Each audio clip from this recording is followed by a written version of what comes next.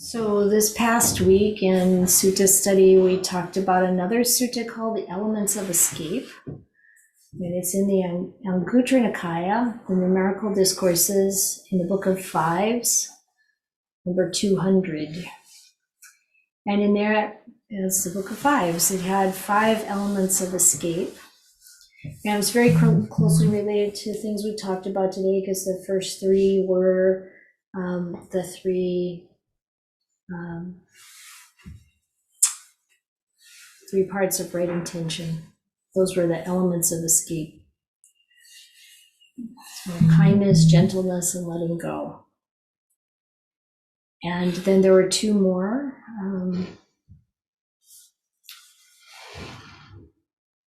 Form. So the escape was formlessness. And the letting go of identity. And so here we have 3 elements of escape. In the Itiwataka, Book of Threes, number 72. This was said by the Buddha, the perfected one. That is what I heard. Mendicants, there are these 3 elements of escape.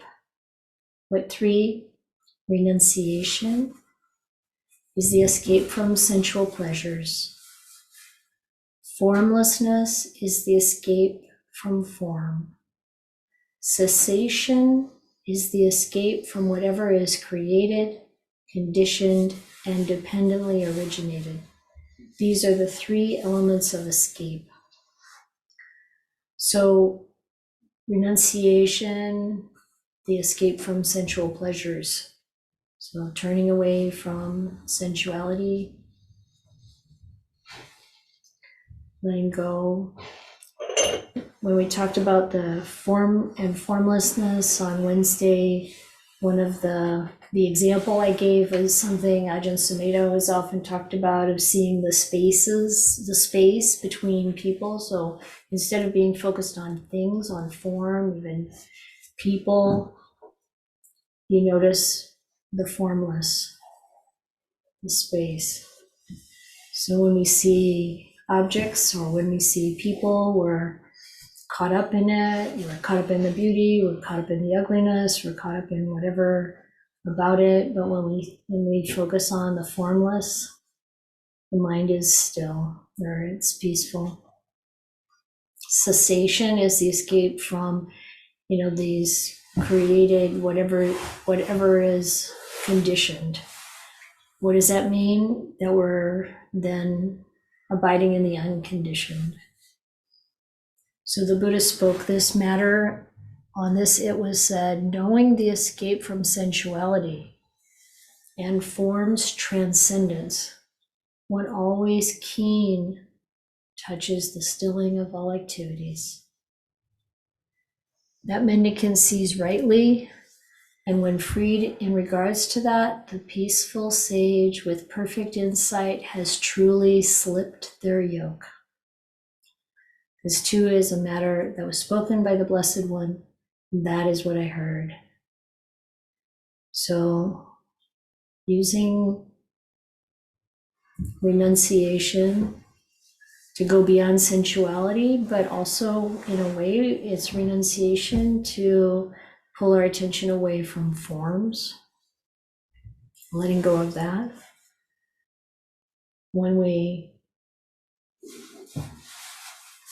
pull away from all that's conditioned, then we are touching the stilling of all activities. This is a beautiful phrase in Pali. Sabbe sankhara samatang. So the stilling of all activities, all sankharas. And what I want to think about here is, okay, we've already talked about using those 3 parts of right intention, those wholesome thoughts and mental states, renunciation, non-harming, or non-ill will, non-harming, or renunciation, goodwill, non-cruelty, all different translations. or letting go, kindness and gentleness. If we use that as our basis, as the sort of attitude or intention that fills the entire space of our experience, then everything that arises within that we can hold in a different way than if we are coming from a place of desire, aversion, cruelty, ill will, etc. And when we have an experience where those things arise, and we can shift it by flooding the mind, the space, with those positive, powerfully transcendent attitudes. And then letting go of things. And now I want to focus on letting go of our mental habits. So this what I just described is what can happen a lot with what comes up psychologically, what comes up in the mind. The habit to be jealous, for example, someone else. Scroll up so you can see the first paragraph. Sure. The habit to be jealous, be envious if someone else seems to get ahead of us in some way, or any other kind of negative response, or the irritation we can feel even for, maybe somebody's doing something that's not good, not wholesome, and then if we get irritated about it, that's what we need to work on, the irritation. And we can have righteous indignation, but as long as there's indignation, we're on the wrong track. The Buddha repeatedly warned practitioners, if you think you're making progress on the path and somehow you feel better than someone else because of it, you're on the wrong track. So this is always, we have to watch for these defilements, if you will, coming up in the mind. And then how do we work with them with renunciation? And as I mentioned before, it's the same kind of thing where we want to let go of some material desire, craving, attachment, addiction. If we want to let go of a mental pattern, then we need to notice it. We need to understand the danger to some degree, at least know enough that, okay, I want to let this go. And a lot of times, because it's so embedded in us, we don't see it ourselves. The first indication is that other people are telling us that this is a problem. It's a problem for them. It's a problem they see in us. And we should listen. The Buddha often talked about being easy to correct. Really being easy, willing to accept our own faults. That's a first step towards changing them. And this isn't about seeking perfection in the way of, you're never going to make mistakes or anything like that. It's not perfectionism. It's seeking the kind of perfection which is a freedom from all of this suffering. The freedom comes not from, just kind of chipping away at the defilements. It comes from wisdom and realization. But the chipping away of the defilements clears the mind enough to allow wisdom to arise. So when we notice something that we want to change, one thing that I hear is, just the disbelief that it can be changed. Sometimes we feel like that's so embedded in our character that I can't change it, but I don't believe that. Really don't accept that kind of attitude in the mind. Sometimes we think, oh, that's too hard. No. Consider how different you're going to be when you're an arahant. You're not going to be like this, like you are now. And that's the path you're on. If you're serious about this and you keep practicing, that's where you're going to end up. So you want to really make your move in that direction. the more we do to let go of these unproductive, sometimes really damaging habits, the more freedom and peace and relief we have along the way, even before we fully give up all attachments. So when we recognize something we want to change, it's good to look at what triggers us to do what this thing we don't want to follow. What triggers the jealousy? What triggers the irritation? What triggers the restlessness? And you can think about people who might kind of set that off in us. It's not their fault. It's our sensitivity. It's our wiring, you might say. We're going to change the wiring. It's fascinating that science is seeing how we change the pathways in our brain. And we think things are set, and we're, set in our ways. Don't buy into it. Don't think I'm too old to do this. No, never. You draw in breath, you can do something about this. And so we want to really apply ourselves, and we'll look at what triggers it. Anticipate the moments when this defilement can arise, and then make the determination that I'm not going to follow it, even if I feel it, even if it's super strong, even if there's such an incredible push to say that, snarky comment, or, put someone down, or make a kind of hurtful joke, or whatever it is. Whatever it is, you make your determination you're not going to do it. I'm not going to do it today. Or I'm not going to do it this week. Or I'm not going to do it for the next hour. And you really hold to it. Now, if you really get hold of something that's quite strong in you, and you make a determination not to do it, and you're holding against it, the energy can get really intense. But you can hold it. You just, after the time period ends, you go, oh man, I made it. And then usually the moment is past, so you're not in so much danger of doing it. But then you learn that you don't have to give into this energy. You don't have to give into this pattern. You don't have to follow it anymore. But it'll come back again and again. And you make your determination, okay, now I'm gonna keep this vow, this adhitthana. We'll talk about adhitthana as a Pāramī at some point too. I'm going to keep this adhitthana for a longer period, and I'm going to see how I do. And it's even in, like, I was teaching a retreat last year, and someone said that during meditation they had all this negative energy arising, and it was really strong.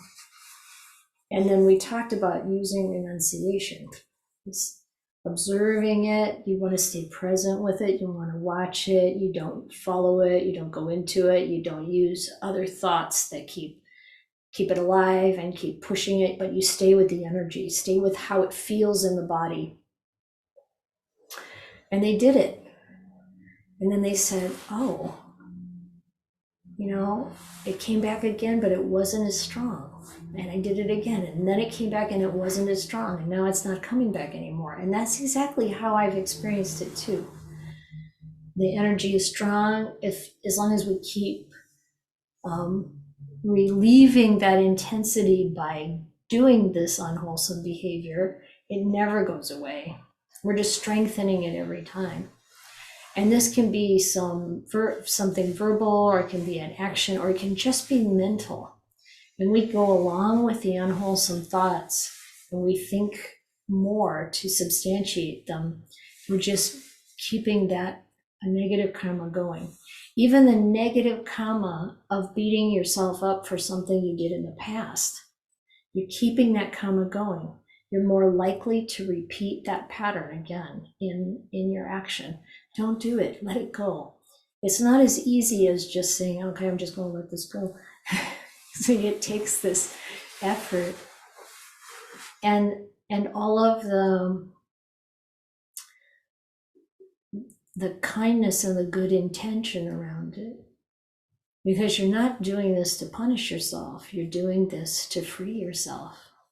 And we can be compassionate towards ourselves and be good to ourselves as we do it. This gives us the strength to hold the line.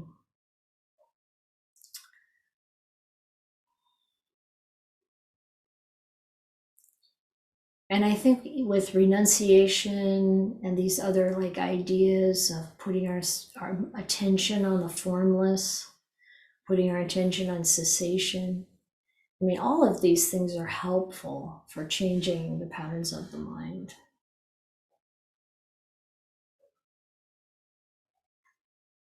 And when we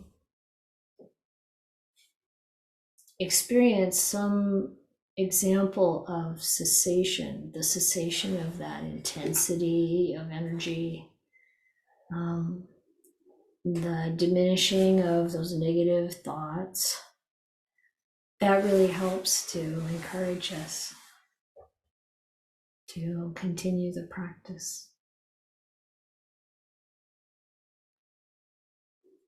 So I think that was what I wanted to say about this little sutta. Are there any questions or examples or comments?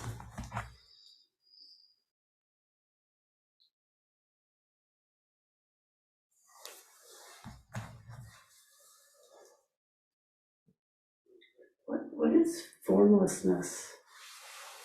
Yeah. The way I take it is that it's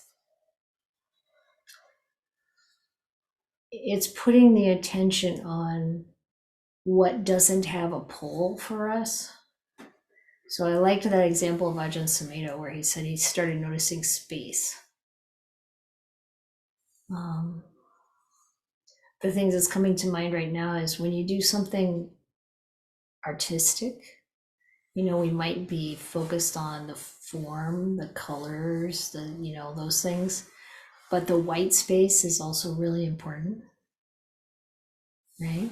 When you put your attention on the white space, it's like there's nothing that really like excites you, or there's no pull one way or the other. And I think that's one way to think of this formlessness.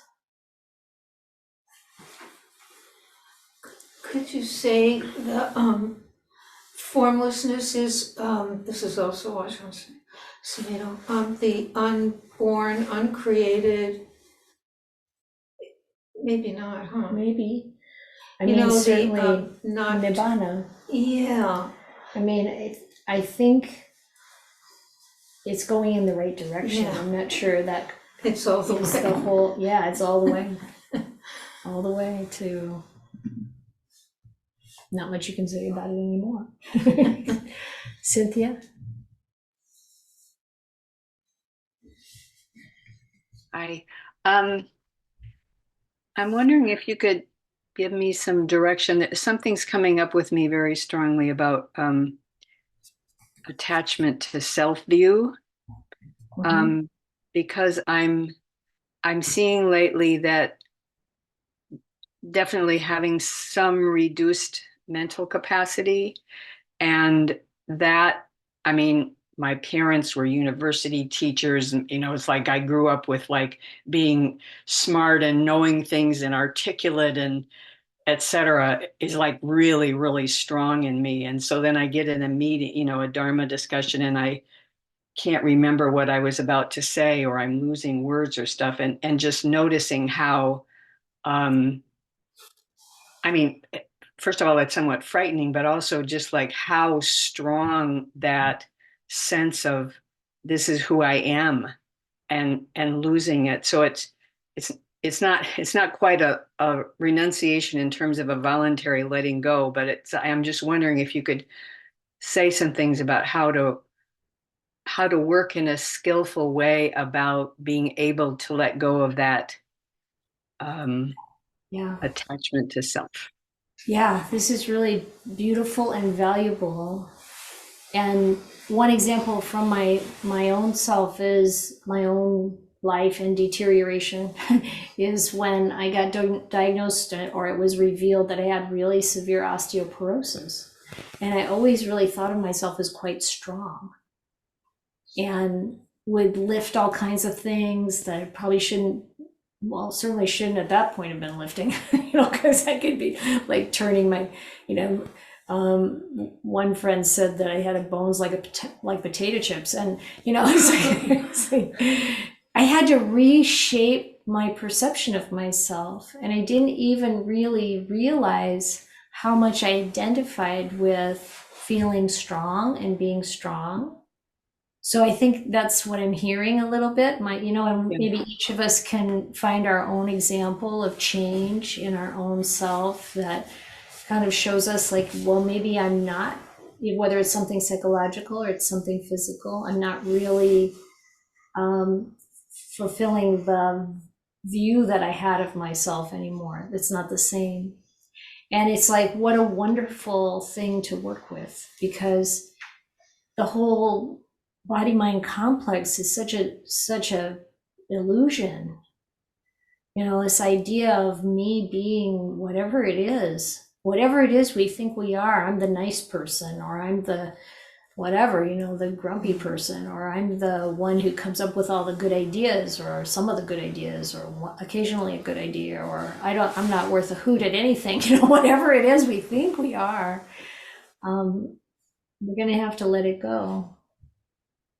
And I can really appreciate how that conditioning was formed in this lifetime by the family you lived in, and we're praised for those qualities, and we really depend on them. We feel like our worth is in this. Sometimes when we retire from work and we don't get a paycheck anymore, we don't know who we are anymore.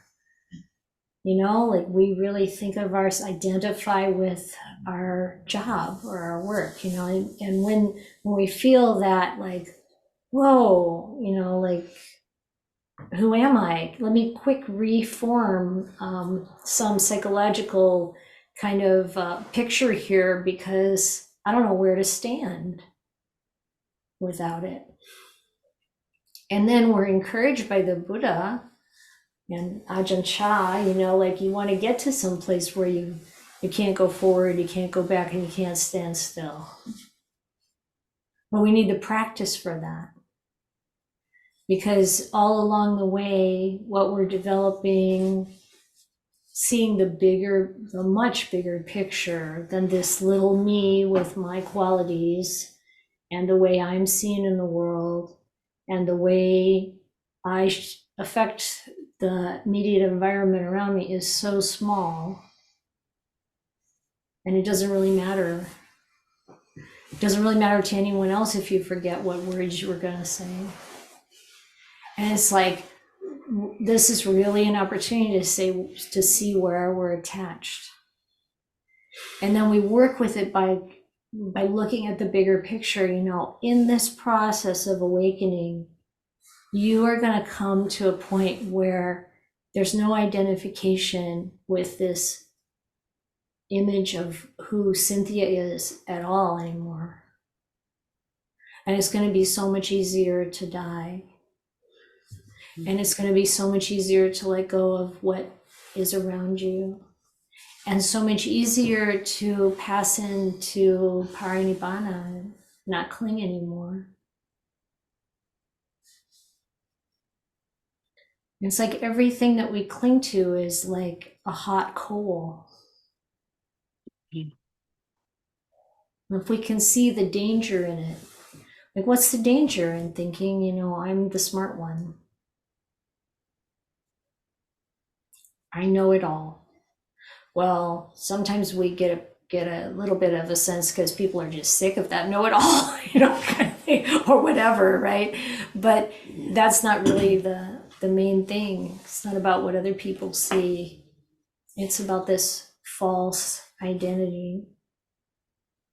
And, you know, I think part of what I'm hearing is there's that kind of grieving about not having the same capacities. We have to keep letting go of these things that pass away. And we just have to learn from it. It's like, okay, if I can't let go of, strong bones, how am I going to let go of bigger things? How am I going to let go when I die?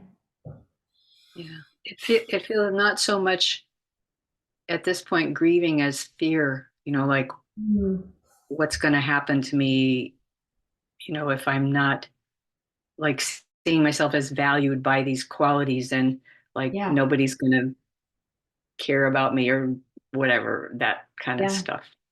Exactly. Yeah. It's very existential. Yeah, like suddenly, all the stuff that we depend upon,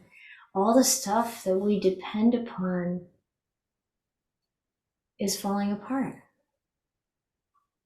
Mhm. The trust has to go into the Dhamma, into our own generosity and virtue.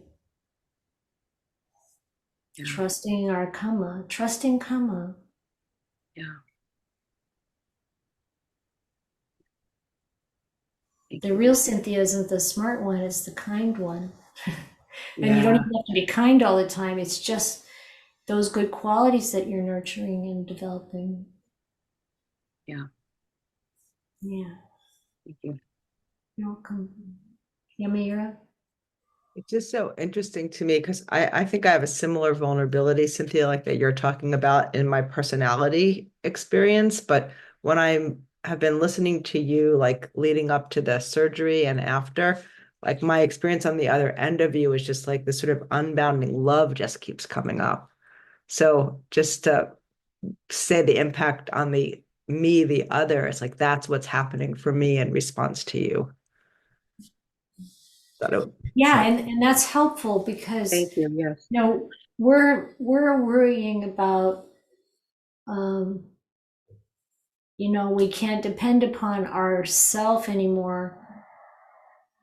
And the more that falls away, and the more that what floods in to replace it, or the more that floods in and then makes it possible for that other self-identification to fall away, just leads to a greater love and connection.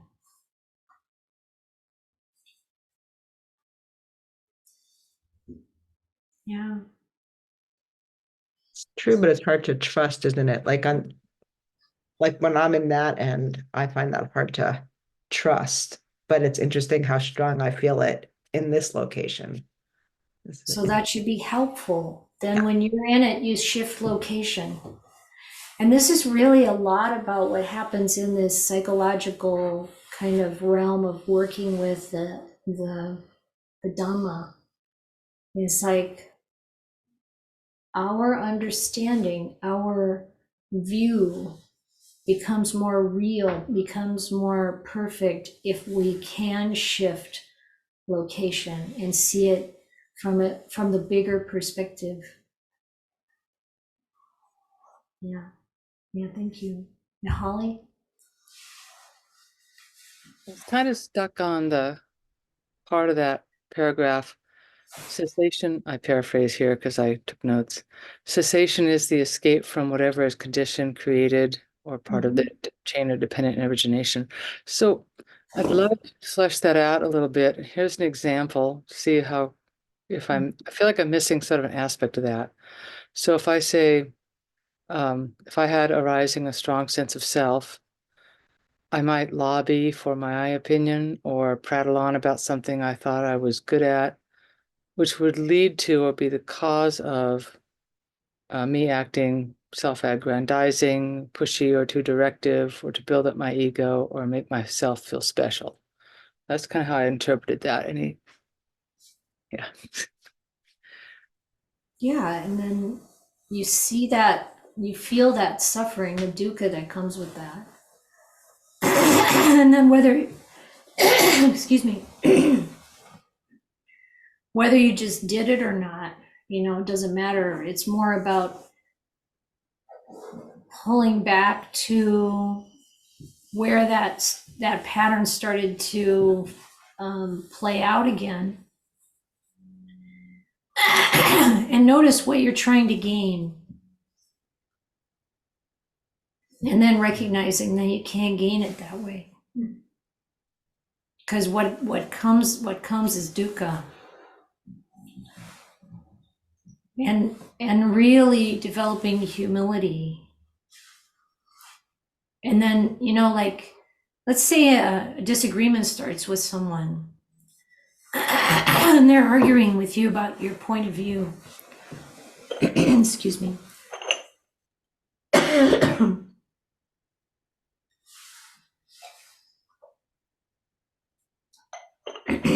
And you relinquish. Let it go. And like and we admit, like, wow, right there, that was a sense of self coming up, and it's not where I want to come from. If we're really, really honest with ourselves and someone we trust that we're engaged in this with,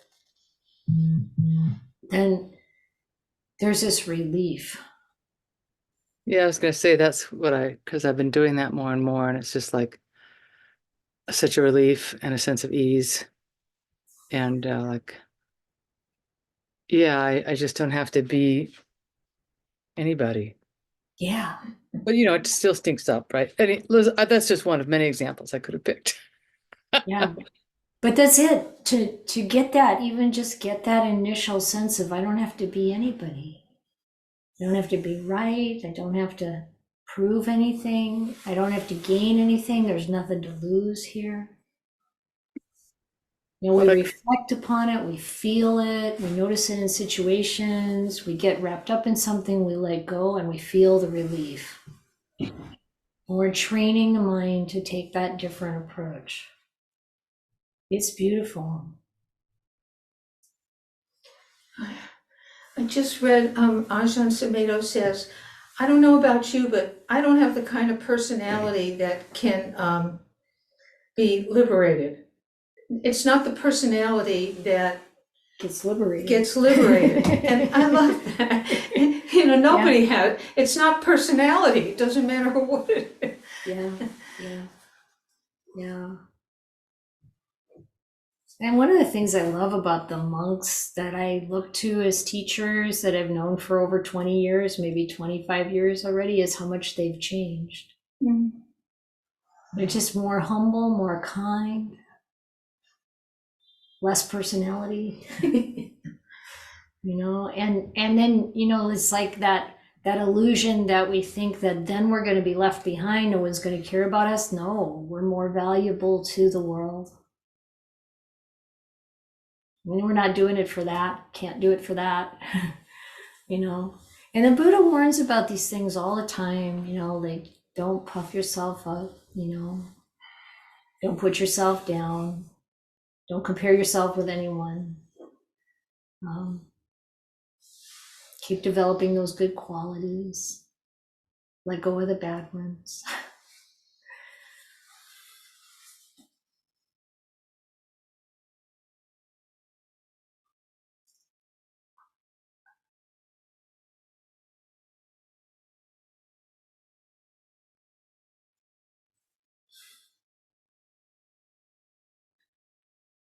Anybody else? So does it become easier when you usually practice or it remains? It gets easier. Yeah. Because you do retrain the mind, and then you let go faster. And when do they go away? I mean, I know. When do they Stop? when do they bothering? stop bothering you? It depends on our karma. And if you get to the point where oh, there that is again, oh well, you know how to be with it and let it go, and it's okay. And you can easier apologize for whatever leaks out and has an impact on someone else. And you just get better at changing. So when you're, let's say, stream enter or something, and then they do this stop arising at some point, or they keep coming even for a year? It can it can keep things keep coming, but when you're stream entry is a huge shift. The Dhamma in a way that well, first of all, there's no doubt, and the Dhamma comes through. It doesn't just it's not like it's something intellectually. It's like it's the Dhamma comes through, and you feel that. And so then when your patterns are arising, you can stop and let the Dhamma come as an aid. Yeah, that's a huge shift. And we really want to continue to actively incline in the direction of that awakening, so that, things do get easier. And it's important to spend time with enlightened beings. So we keep taking people to Thailand because that's where we know some enlightened beings. So there's a few spaces left. I mean, I think we've got 14 applications. Maybe. Don't we have And we're taking 15 for sure spots? 15, 6, well, I'm counting that. Anyway, there's a few more spaces. Get your application in soon if you want to go. We haven't told, well, some people know that they're absolutely going, but anyway. They need to translate and stuff, guys.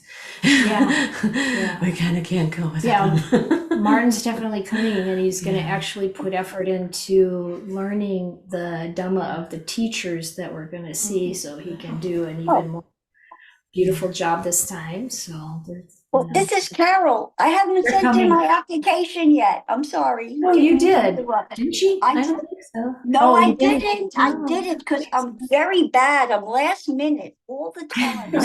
Send it in, okay, Carol? I will. Okay. I will. And I'm Please do that. I'm so sorry. You're not okay. last minute. You have until You're okay. June. Like June 1st is the official deadline. So yeah, that's what I saw. That's what I saw, and in my head, that's like, oh, June 1st. That's far away. I got plenty of time, but yeah, that's think not more in terms of April 8th. Yes, I like that. Okay, sorry. It's all right. What? Just to get it settled. You already did. You already did. June 1st. Yeah, I know. But did you already ask for the time off at work? Yeah, but I didn't get it. But that's okay. I'll figure it out. Oh, okay. Oh, it will work out. It always does. It always does. Yeah. Okay. Have you determined which monasteries you're going to? Yeah. We hope. Yeah. Well, we can't 100% until they tell us, but we've already. I mean, we aren't worried anymore about Ajahn Ganas. That's like a given every time, it seems. So 99.9% sure we're going to go there the first week like we usually do. And then we haven't contacted Ajahn Anand's monastery yet, but we have Ajahn Suchart's, and so we've got a couple of nights that we're going to be there. And we'll try to stay at Ajahn Anand's. We'll see if that works. We're going to have a maximum of 18, including us. Yeah, 16 And so that'll be easier to And book Martin. in places than 26. Mhm. And then, you know, we haven't talked to Ajahn Jundi yet, or Ajahn Biak yet. But yeah, so we just make the plan of going, and then, you know, they will, as we get closer to the time, sometimes it's really close to the time before we get a confirmation. Right, we just go with the flow, and like Carol said, it always works out. So if someone wants to join they decide to join in the very end, then they have to contact the monasteries for those days, book it, and try to join you guys. Well, it won't really be part of the group. Yeah, we have It's to rent like- vans and go Yeah, places so- together. So We're limiting it by the space in the vans. and trying to keep track of everybody is easier when there's Yeah, That's yeah. really We feel responsible for the people who come with us. If people go and they go at the same time as we do, of course we know you, you know, but it's not quite the same thing. yeah. We've actually had that backfire once a little bit. So Yeah, I'd rather just go together with who we're going with us and not. yeah. Anyway. Any other questions or comments about Nekkhama?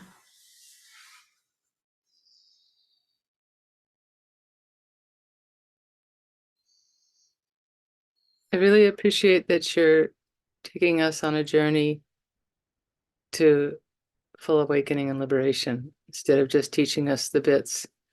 You seem to believe that we have the ability to go that way eventually. And so and we heard that in Thailand as well. And that's not what everybody goes for sometimes. And I really appreciate that you're teaching with that endpoint always a focus or I don't know what to use, a destination. I don't know. Right. Well, this is what the Buddha kept saying, you know, like this is what we're supposed to be practicing for.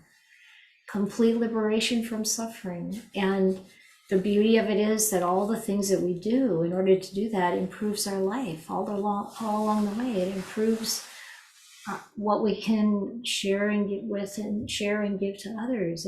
It's just amazing. The path is so incredibly amazing. And we want to walk it. And I want to see your advancement, and I do, and we rejoice in it. You know, we've seen how much you've changed in the last 5 years, Holly. It's beautiful.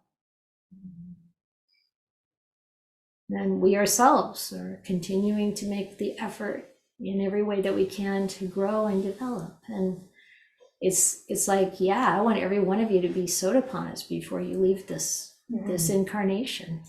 Let's go. Heathen stream enterers, woohoo! Heathen stream enterers, yes. That's right. Oh. Yeah, you don't identify as a heathen either. Anyway, yeah, we definitely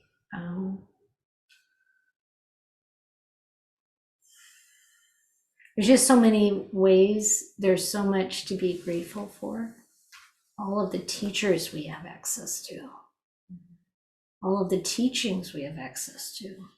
If you haven't gotten on the KBV community WhatsApp yet, when you do, you'll see a lot of suggestions from different people about things they're reading and things they're listening to, and people can share in that. And we're helping each other as a community on this path. Yeah, Mayra? I have two things on a practical level. So Sakit, I got the thing back from you. I know he's in there for the WhatsApp, which seems like I'm getting like bings when especially when Ajatananda posts on it, but not in the conversation part. So I think I need more help with the WhatsApp. Like I'm in one part, but not the other part. So just to say that. And then regarding Thailand, is there really pressure to do the application now? Because we were going to talk a little bit in a couple of weeks. And so I haven't filled anything out because we were going to have a talk about No. The pressure is new to me. Oh, I don't, was it really Yeah. completely new? Yeah. We talked about this. No? Yeah, but I thought June 1st was like, June. the deadline. It is the for a reason. deadline. No? I don't know. It seems like it's up in the air, Mayor. Seems like just- there's a little like hurry. If you, yeah. I wouldn't worry Maybe if too you get much. but- oversubscribed, it will be a. Well, that's the thing. If more Yeah. people want to come, then we can take this time and then we'll ask you to come next year. But if you really are dead set on coming this year, I'd put in an application. It's not going to hurt anything. I guess I'm just a little bit confused about it because we had talked about Yeah, the talk in a couple weeks and putting it down till then. So I haven't yeah. been. Sorry, Mayura. So it sounds I like think when I'm looking at the list forming, I'm thinking, well, I want to see everybody's name who really wants to go. That's all. Yeah. And I mean, it doesn't hurt anything to apply, like you're saying. Yeah. Like if you just apply and then, it doesn't necessarily mean you're swearing you're going to go either. Yeah. Okay. So you're saying like anybody in this group right now or whoever who really wants to go, fill it out, even if you're not clear that you want to go, and do that even. I think so. I think that's okay. I think that's fine. I think it's good if it's, well, whatever. Yeah. Sorry. I think everybody who This has is an the idea that first- they want to apply should.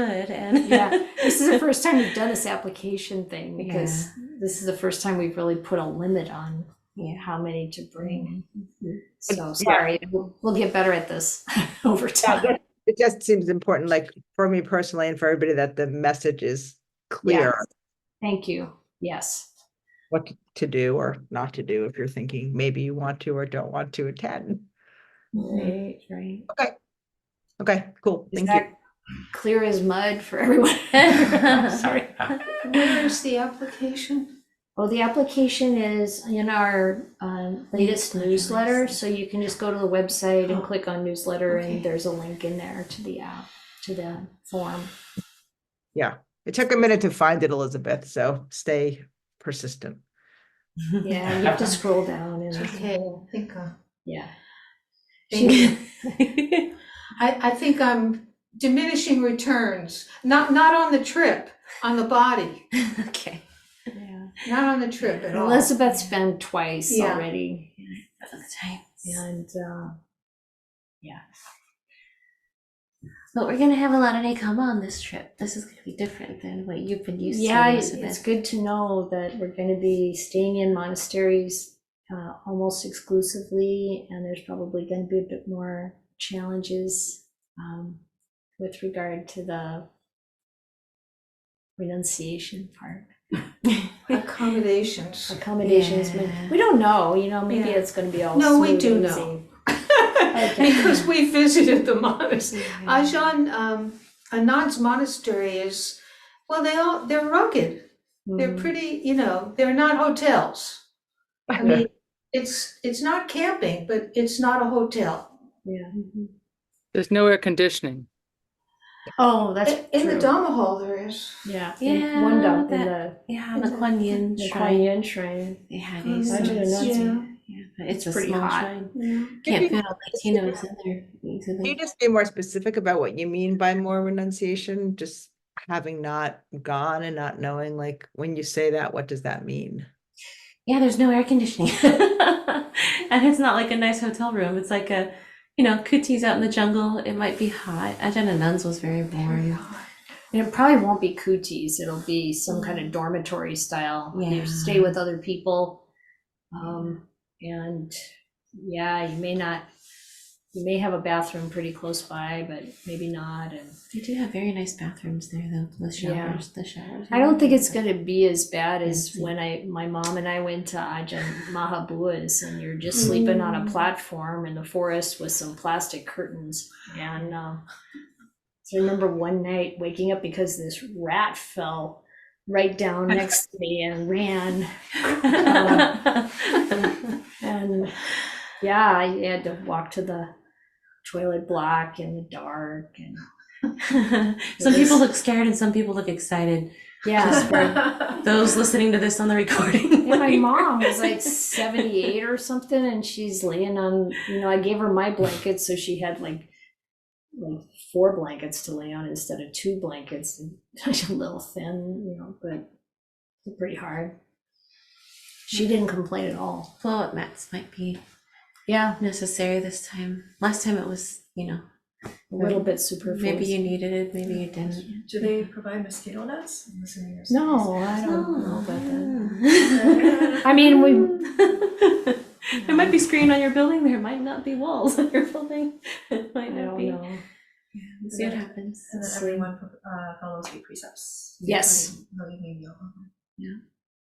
8 precepts. I imagine it might be kind of difficult for a vegan. No, Oh, Ajahn we had a Gun couple House of is easy. vegans. We had a couple vegans along.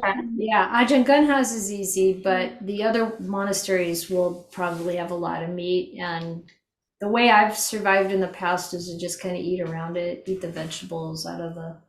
Okay. Just don't worry about it too much. You can't be like real picky about it. Yeah. Okay. More Nekkhama. Yeah. Okay. In case Mayra can hear me, then Mayra, I'll give you a call and sort out your WhatsApp. Oh. Okay, that sounds great. Thank you. Thank you.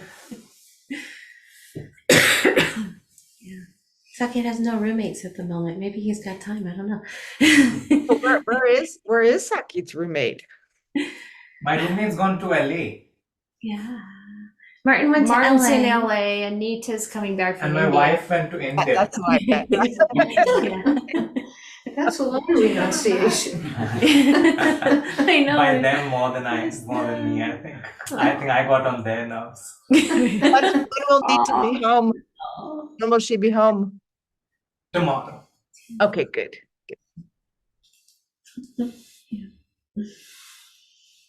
Okay, well. So I was thinking maybe we could give people these bracelets. Oh, I want to share some bracelets. Okay.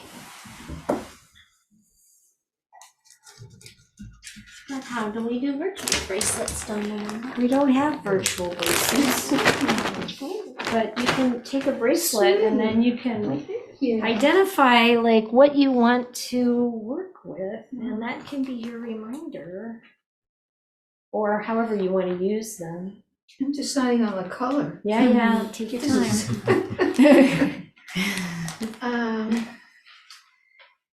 How I want to use it? Yeah. I like, these are blessing. These are the sort of modern, these came from Thailand. These are kind of the little bit fancier version of whatever Beautiful. blessing string you tie around your wrist or ankle.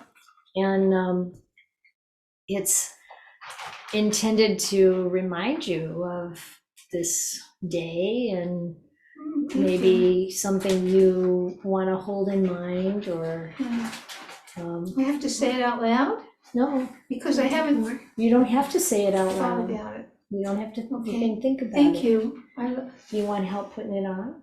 Sure. Thank you. Do open. This one's a little tight. It is. Well, let's let the people online go, huh? We don't need to. We're gonna chant a blessing Okay, well. for your bracelet or non-bracelet. Boy, this is not easy, is it? It's never gonna off. Okay. Okay.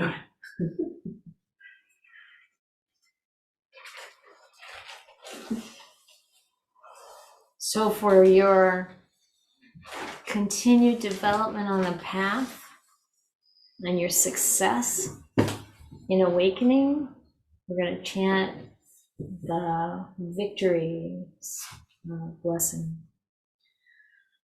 Jayanto Bodhi Amule Sakyanana Diwadano Ewang Tewang Vijayo Ho Hijaya Sujaya Mangale Aparajita palanke sise patavipokare abhiseke sababudanang agapato pamodati sunakatang sumangalang supapatang suhutitang sukano sumahuto chasuitang brahmachari supadakinang kaya kamang vacha kamang padakina mano kamang panidite padakina nikatwana labantate padakine. May you have every good blessing. May all the devas protect you by the power of all the Buddhas. May you ever be well.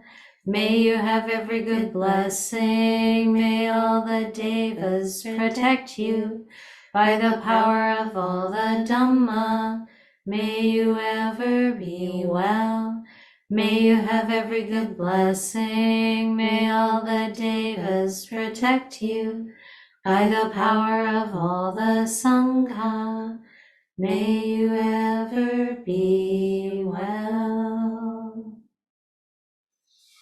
Sadhu, sadhu, sadhu.